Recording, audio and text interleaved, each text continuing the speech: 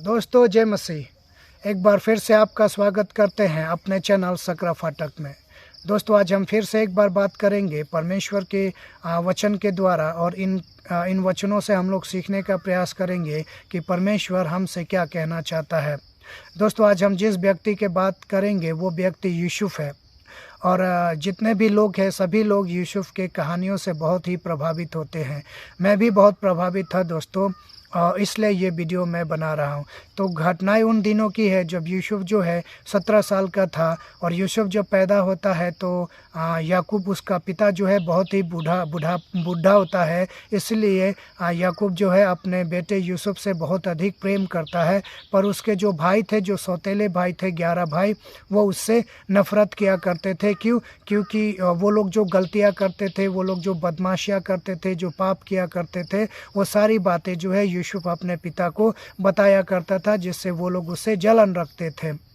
और जब यूसुफ 17 साल का होता है तो परमेश्वर उसे दर्शन देता है, और वो दर्शन जो है परमेश्वर जो है वो दर्शन देता है, और वो दर्शन अपने भाइयों से बताता है।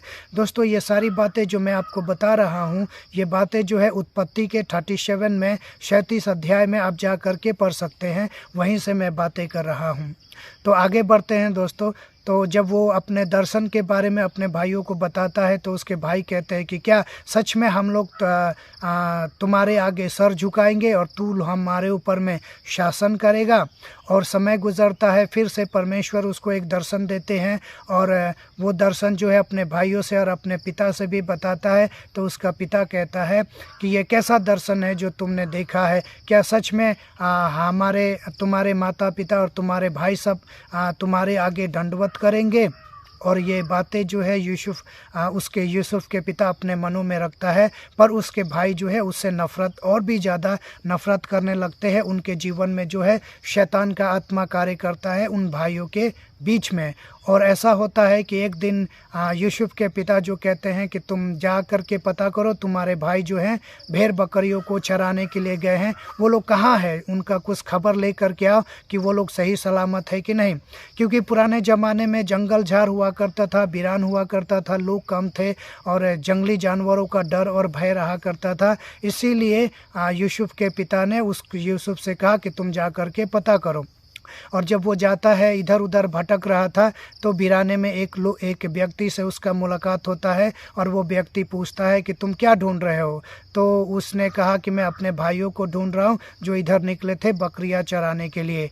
तो वो आदमी कहता वो लोग उधर दूसरी तरफ गए हैं, और वो उस तरफ जाता है। और उसके भाई लोग जब देखते हैं कि वो सपना देखने वाला आ रहा है, तो शैतान जो है फिर से उनके जीवन में कार्य करने लगता है, और वो लोग योजना बनाते हैं। कैसी योजना बनाते हैं? हत्या का योजना बनाते हैं, और ऐसा योजना बनाते हैं कि ये हत्या जो है हत्या ना लग करके दुर्घटना लगे। ये लोग दुर्घटना का अंजाम देने का प्रयास करते हैं। देखिए दोस्तों शैतान जो है किस तरीके से उनके जीवन में कार्य करता है। और जब यूसुफ उनके जीवन में आता है, उनके करीब जब जाता है, तो वो लोग जो है अचानक उसके ऊपर में हमला कर देते हैं। यूसुफ सोच भी नहीं सकता था कि ये लोग ऐसा कर सकते हैं, मगर उनके भाइयों ने यूसुफ के ऊपर में अचानक हमला कर देते हैं, उसके कपड़े उतार देते हैं, उसको मारने लगते हैं, जान से मारने का प्रयास करते हैं। पर रूबेन जो है कहता है कि नहीं नहीं नहीं नहीं, इसको मत मारो, ये हमारा भाई है, इसको मारने से क्या फ़ायदा होगा, खून का दोषी मत बनो, एक काम करते हैं इसको गड्ढे में फेंक देते हैं। परमेश्वर जो है उसके जीवन में कार्य करता है, और वो लोग उसकी बातों को मानते हैं और उसको उठा करके गड्ढे में फेंक देते हैं, जिस गड्ढे में पानी नहीं होता है, सूखा हुआ गड्ढा होता है। और उस गड्ढे में जब उसको फेंक दिया जाता है, वो लोग बैठ करके रोटी वगैरह खाने लगते हैं, वहाँ पे बैठ करके बातचीत करने लगते हैं। दोस्तों हम देखते हैं कि जब प्रभु यीशु को सूली पर चढ़ाया गया था, तो उसी प्रकार जिस प्रकार यूसुफ को गड्ढे में फेंक दिया गया था, और बैठ करके उसके भाई लोग जो है खाना वाना खा रहे थे, बातें कर रहे थे, उसका मजाक उड़ा रहे थे, उसी प्रकार प्रभु यीशु को जब सूली पर चढ़ाया गया था, तो उस वक्त भी लोग प्रभु यीशु का मजाक उड़ा रहे थे, खा पी रहे थे, मौज मस्ती कर रहे थे, और प्रभु यीशु सूली के ऊपर में था।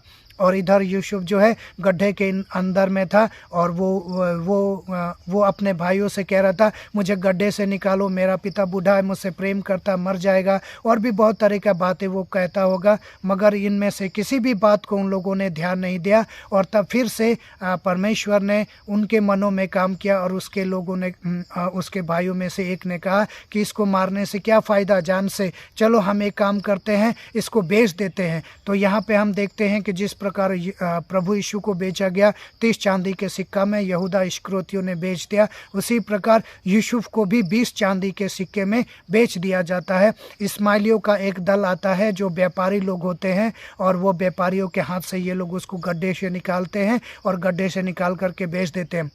गड्ढे से जब वो निकाला जाता है वो लोग बेचते हैं, तो उस वक्त भी यूसुफ जो है बहुत ही आरजू विनती करता होगा, नहीं नहीं ऐसा मत करो, मेरे साथ में ऐसा मत करो, मैंने तुम्हारे साथ में कुछ भी बुरा व्यवहार नहीं किया, तुम लोग मेरे साथ में ऐसा क्यों कर रहे हो, ये पाप है, परमेश्वर की दृष्टि में बुरा है। मगर उन लोगों ने ऐसा उसकी बातों पे ध्यान नहीं दिया और उन लोगों ने उसके बातों को नहीं सुना और उसको बेच दिया। और वो लोग ले जाते हैं मिस्र में ले जाते हैं। पहले के ज़माने में जो दासों को कीना और बेचा जाता था और मंडी में बाज़ार लगा करता था, उसी बाज़ार में यूसुफ को क्या होता है, बेचा जाता है। तो वहाँ पे मिस्र में एक फ़िरौन का जो सैनिकों का प्रधान होता है जिसका नाम पोतीपर होता है, वो पोतीपर जो है यूसुफ को खरीद लेता है और अपने घर में ले जाता है और उसको दास के रूप में रखता है और वो यूसुफ जो है उसका सेवा करता है। मगर जब वो पोतीपर देखता है कि नहीं, इसके साथ में तो भला आत्मा है, ये बहुत अच्छा इंसान है, परमेश्वर का आत्मा इसके साथ में रहता है और इसके वजह से मेरे घर में बहुत सारी आशीषें आ रही है, तो ये जो है उसको अपने घर का सबका अधिकारी बना देता है। परमेश्वर इसके साथ में यूसुफ के साथ में रहता है और यूसुफ को वहाँ का अधिकारी बना देता है। धीरे धीरे समय गुजरता है, परमेश्वर उसको और भी आशीष देता है, यूसुफ को आशीष देता है, यूसुफ के कारण पोतीपर के घरों में आशीष देता है और ये पूरी तरीके से अपना घर का सारा काम का सारा अधिकार जो है यूसुफ के हाथ में सौंप देता है। और ऐसा होता है कि समय गुजरते रहता है और एक दिन पोतीपर की पत्नी जो है देखती है यूसुफ को, क्योंकि यूसुफ हट्टा कट्टा जवान था, बहुत ही खूबसूरत था और उसकी नज़र जो है बुरी होती है और व्यभिचार का आत्मा जो है पोतीपर के पत्नी के अंदर में कार्य करने लगता है और पोतीपर की पत्नी व्यभिचार के आत्मा से ग्रसित हो करके उसके ऊपर में कुदृष्टि डालती है और उसके साथ व्यभिचार करना चाहती है और वो उसको अप्रोच भी करती है कि तुम मेरे साथ में सो जाओ, मगर वो सोने के लिए तैयार नहीं होता है। और फिर से कुछ दिन गुजरता है, वो एक दिन अकेला में एकांत पा करके उसको पकड़ लेती है, जबरदस्त करती है। मगर वो कहता है कि देखो, मैं तुम्हारे साथ ऐसा कार्य नहीं कर सकता क्योंकि तुम्हारा पति जो है सब कुछ मेरे अधीन में कर चुका है और मैं किसी भी रीति से ये कार्य नहीं कर सकता, और उससे भी बड़ा बात, मैं परमेश्वर का दास और परमेश्वर का बेटा हूँ, इसलिए मैं ऐसा घृणित काम नहीं कर सकता। मगर वो जबरदस्त करती है क्योंकि उसके अंदर में शैतान ने पूरी तरीके से व्यभिचार को डाल करके रखा था और वो व्यभिचार करने के लिए, उसके साथ में व्यभिचार करने के लिए पागल हुए जा रही थी और उसने उसको जबरदस्त करके पकड़ लिया और यूसुफ ने क्या किया, किसी तरह से छुड़ा करके वो भागा वहाँ से और वो और भी जलन से भर गई। शैतान जो है और भी अंदर कार्य करने लगा क्योंकि शैतान भी चाहता था यूसुफ के जीवन में परमेश्वर की योजनाएं कभी सफल ना हो, इसलिए शैतान ने उसके जीवन में पोतीपर के पत्नी के जीवन में कार्य किया और यूसुफ को जेल तक जाना पड़ा। और उसने जब उसका पति आया तो उसने रो रो करके बहुत तरह का बहानाबाजी करके उसने यूसुफ के ऊपर में इल्ज़ाम लगाया, तुमने जिसको लेकर के उसने मेरा साथ व्यभिचार करना चाहा, मेरा बलात्कार करना चाहा, उसको जेल में डाल दो, ये करो वो करो। और उसका पति जो है पोतीपर कोई भी विचार नहीं करता है, अच्छा बुरा का विचार नहीं करता है, पत्नी की बातें मानता है और यूसुफ को जो है पकड़ करके जेल में डाल दिया जाता है। दोस्तों, जब जेल में जाता है उसको हथकड़ियाँ लगा दिया जाता है, उसके गले में हथकड़ी होता है, कमर में होता है, पैरों में होता है और नारकीय जीवन वो जीने के लिए बाधित हो जाता है। देखिए, एक छोटा बच्चा 17 साल का बच्चा जो है कहाँ से निकल करके वो जेल में चला गया और जेल में जाते ही परमेश्वर ने जेल में गया और जेल का जीवन कैसा नारकीय जीवन होता है। जेल का खाना अच्छा नहीं होता है, वहाँ पे बदबू होती है, वहाँ पे बहुत सारे गंदे गंदे लोग होते हैं, मगर फिर भी यूसुफ जो है उस जेल में रहा और परमेश्वर ने उसके ऊपर में अनुग्रह किया और जेल के सारे अधिकार उसके हाथों में फिर से आता है और वो जेल में रहने लगता है। और कुछ दिन जब गुजरता है दोस्तों, कुछ दिन जब गुजरता है, तकरीबन 8 साल 9 साल जब जेल में उसके रहते हो जाता है, कोई भी आशा नहीं होता है। हमारे पास में आशा होता है कि हम अगर जेल में चले जाएंगे तो हमारे माता पिता भाई बहन हैं, हमको जेल से निकाल देंगे, मगर यूसुफ के पास में ऐसा कोई भी आशा नहीं था दोस्तों, क्योंकि वो एक दूसरे देश में था जहां उसके माता पिता से कोई भी संपर्क नहीं था और उसके पिता को भी पता नहीं था कि मेरा बेटा जो है जिंदा है। और वो यूसुफ जो है बहुत ही निराशा में जीवन जी रहा था, मगर निराशा में एक ही चीज़ कार्य कर रहा था, वो परमेश्वर का दर्शन जो परमेश्वर ने उसको दिया था। तो दोस्तों इस प्रकार यूसुफ जो है आगे बढ़ता है, परमेश्वर के वचन में बढ़ते रहता है, कभी शिकायत नहीं करता है और धीरे धीरे समय गुजरता है। पोतीपर का जो फिरौन का जो दो पिलाने वाले और खिलाने वाले, जो पकाने वाले और खिलाने वाले जो होते हैं, वो दर्शन किसी कारण से फिरौन उनसे गुस्सा हो जाता है और उनको भी जेल में डाल देता है। जब जेल में वो लोग चले जाते हैं तो एक दिन यूसुफ देखता है कि ये लोग बहुत ही दुखी है, चिंता में है। तो यूसुफ उनसे पूछता है, क्या बात है, तुम लोग क्यों दुख में हो, क्या बात है, तुम लोग चिंता कर रहे हो, क्या परेशानी है? तो वो लोग बताते हैं कि हम लोग ने एक सपना देखा है, हम दोनों ने, और उस सपने का अर्थ बताने के लिए कोई भी हमारे पास में नहीं है। तो उसने कहा, क्या सपने का अर्थ परमेश्वर बताने वाला ने, तुम लोग मुझे बताओ। और वो सपने बताते हैं और यूसुफ जो है उनके सपने का अर्थ बता देता है। एक को जैसा बताता है 3 दिन बाद वैसा ही होता है और दूसरे के बारे में जो बताता है वैसा ही होता है। ये लोग आप 39 में जाकर के, उत्पत्ति 39 में जाकर के पढ़ सकते हैं। और जैसे जैसे यूसुफ ने उन दोनों के बारे में बताया वैसा ही होता है। पिलाने हारे को तो प्रभु फिर से उसके जगह फिरौन जो है अपने जगह पे कर देता है, मगर पकाने हार एक को उसका गर्दन काट करके घास पे लटका देता है। कुछ दिन जब गुजरता है, 2 साल जब गुजर जाता है और ये जो जिसको परमेश्वर बचा लेता है या फिरौन फिर से उसको गद्दी पे बैठा देता है, उससे यूसुफ जो है रिक्वेस्ट करता है कि जब तुम जेल से निकल जाओ तो फिरौन को बताना मैंने ऐसा कोई भी गलत काम नहीं किया जिसके वजह से मुझे जेल में रहना पड़े, तुम इसकी चर्चा फिरौन से करना। मगर वो बहुत ही स्वार्थी इंसान होता है और वो जब फिर से अपने पद पे आ जाता है वो भूल जाता है। 2 साल गुजरता है दोस्तों, और 2 साल जब गुजर जाता है तो अचानक फिरौन जो है एक सपना देखता है और वो सपने का अर्थ बताने के लिए उसके पास कोई भी नहीं होता है। फिरौन 2 बार सपने देखता है और इस सपने का अर्थ बताने के लिए कोई भी नहीं होता है। तो वो पूरे पंडितों को मारने का आदेश देता है, जितने भी दर्शी और वगैरह होते हैं सबको मारने का आदेश देता है। तब उस आदमी को याद आता है, उस फिरौन के अधिकारी को याद आता है कि नहीं, जेल में जब मैं था तो यूसुफ ने मेरे सपने का अर्थ बताया। और वो यूसुफ के पास में जाता है,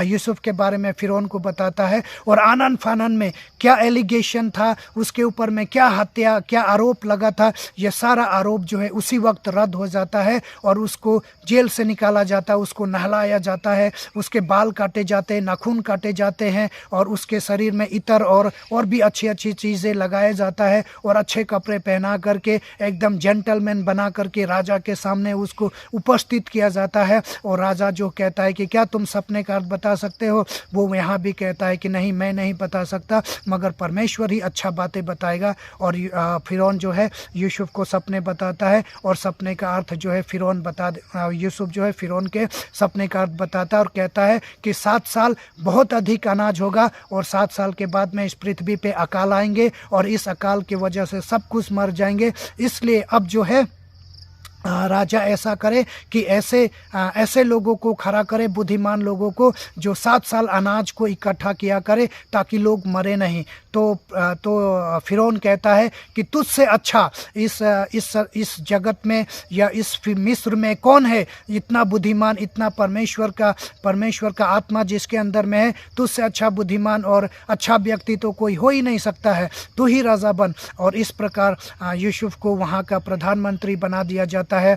फिरौन जो है अपने हाथों से अंगूठी निकालता है और उसको पहना देता है, यानी ये साबित करता है कि वो प्रधानमंत्री वहाँ का बन गया और सारा अधिकार जो है यूसुफ को दिया जाता है और पूरे मिस्र में ऐलान कर दिया जाता है कि जो भी बात होगा यूसुफ का मानना पड़ेगा, जो नहीं मानेगा उसको दंड दिया जाएगा या मार दिया जाएगा। और इस प्रकार से परमेश्वर ने यूसुफ के जीवन में कार्य किया। दोस्तों बहुत सारी बातें हैं जो मैं ये वीडियो बहुत लंबा हो जाने के कारण मैं नहीं बता सकता, मगर 2-4 बातें और बताना चाहता हूँ। दोस्तों यहाँ पे हमको यूसुफ के अंदर में प्रभु यीशु की झलक दिखाई देती है। जैसे प्रभु यीशु इस संसार में आकर के हज़ारों लोगों को बचा लेता है, वैसे ही यूसुफ ने भी परमेश्वर ने यूसुफ को पहले ही भेज दिया ताकि बहुत सारे लोगों को इस अकाल से मरने से बचा सके। तो परमेश्वर की योजनाएं हैं। जब हम परमेश्वर के योजनाओं के ऊपर में, उसकी इच्छाओं के ऊपर में चलते हैं तो परमेश्वर जो इन सारी योजनाओं को हमारे जीवन में कार्य करता है। देखिए परमेश्वर ने कहां से निकाल करके कहां तक उसको पहुंचा दिया। कहीं भी यूसुफ के बारे में आपको ये नहीं मिलेगा कि यूसुफ ने किसी भी प्रकार का कंप्लेन किया हो। वो सारी बातें जो है चुपचाप सहता रहा और परमेश्वर के समय का इंतज़ार करता रहा। जब परमेश्वर का समय आया तो परमेश्वर ने उसको वह मिस्र का राजा बना दिया, प्रधानमंत्री बना दिया और सारा अधिकार उसके हाथ में दे दिया। अगर हम और आप परमेश्वर के इस वचन के अनुसार जो परमेश्वर ने आपको दर्शन दिया है, जो योजनाएं दी है, उस योजनाओं के ऊपर में अगर हम चलने का प्रयास करते हैं और उसको पकड़े रहते हैं, चाहे परिस्थितियाँ कैसी भी क्यों ना हो, तो परमेश्वर हमको और आपको निश्चित रूप से वहाँ तक पहुँचा देगा जहाँ हमको पहुँचाना चाहता है। तो दोस्तों परमेश्वर आप सबको आशीष करे। उम्मीद है ये वीडियो के द्वारा आप सब आशीषित हुए होंगे और मिलते हैं फिर किसी दूसरे वीडियो से। तब तक के लिए जय मसीह।